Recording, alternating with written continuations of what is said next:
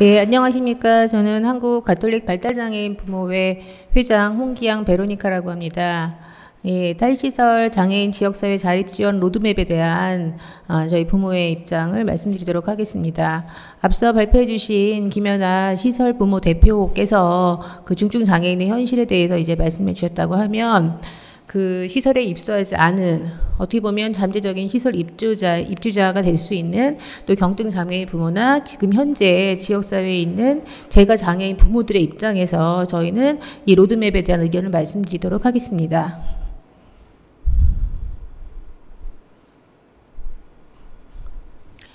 예, 가장 먼저 말씀드리고 싶은 부분은 자립지원의 기반 마련 먼저 하라는 말씀입니다. 아까 히메라 대표님도 마지막에 말씀하신 것처럼 아이들이 자립해서 잘 살 수 있다면 당연히 시설을 나오는 것을 원할 것입니다. 그러나 현재 지역사회의 현실은 아이들이 시설에 들어갈 수밖에 없는 상황이라고 할 수 있습니다. 결국 제가 장애인들도 부모의 사후에 돌봐줄 사람이 없다면 시설에 입소할 수밖에 없는 현실입니다. 말씀드린 바와 같이 장애인 자립 기반이 형성되지 않은 상황에서 시설 폐소 및 신규 입소를 제한하는 탈시설 로드맵은 탈시설 장애인이 갈 곳을 잃고 복지 사각지대로 내몰릴 위험이 있습니다. 따라서 장애 당사자의 선택에 따른 다양한 주거 형태를 인정하고 자립 장애인, 장애 아동에 대한 지원을 강화할 필요가 있습니다.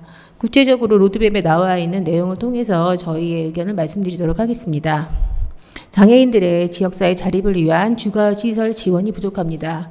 현재 로드맵에서는 각 지자체가 마련하는 자립지원금이 500만 원에서 1,300만 원입니다. 이 돈은 사실 지역사회에서 주거시설을 마련하기에는 터무니없이 부족한 금액입니다. 그리고 지자체의 사정에 따라서 이것이 가능할 수도 있고 가능하지 않을 수도 있습니다. 그리고 대부분의 시설이 있는 그 지자체의 경우에는 사실 서울이나 경기도권보다는 지방이 더 많기 때문에 더 어려운 현실이라고 생각됩니다.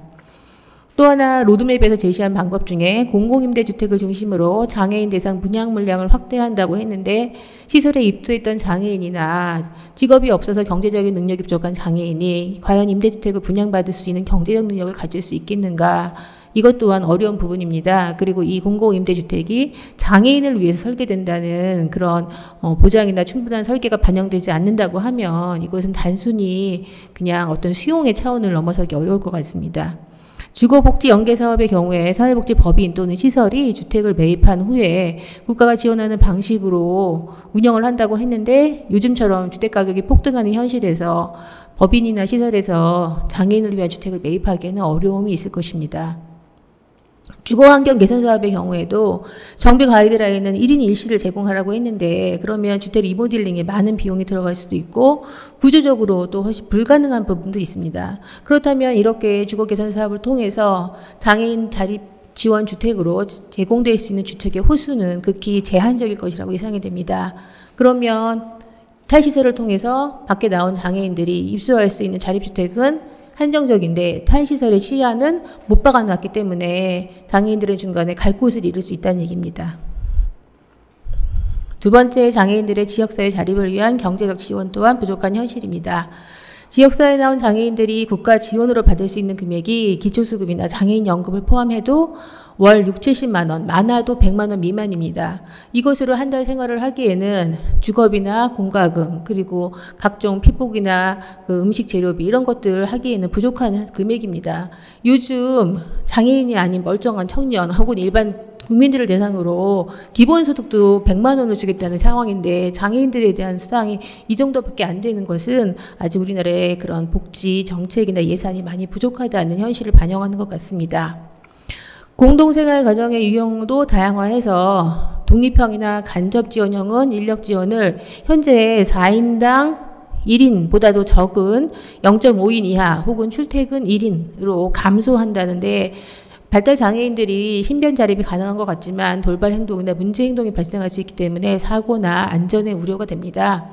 또 중증, 도전적 행동으로 의료 연계가 필요한 경우에만 2인 인력이 교대 상주한다고 했는데 그러면 이 2인이 4명의 여러 명의 장애인들, 중증 장애인을 돌본다는 얘기인데 혼자서는 감당할 수 없는 부분이 있기 때문에 아까 발표하신 것처럼 오히려 더 인권적인 학대나 그런 것들이 발생할 수가 있습니다. 다음 장애아동을 위한 지원 또한 부족하다는 생각이 듭니다. 장애아동의 경우에는 가정위탁이나 공동생활 가정을 우선으로 한다고 말씀하셨는데 장애아동이 아닌 경우에도 위탁가정을 발굴하기가 어려운데 장애아동을 위탁해서 키워주겠다는 가정은 더욱 구하기가 어려울 것입니다. 또 장애아동을 대상으로 하는 공동생활 가정도 제가 알기로는 거의 없는 상황입니다.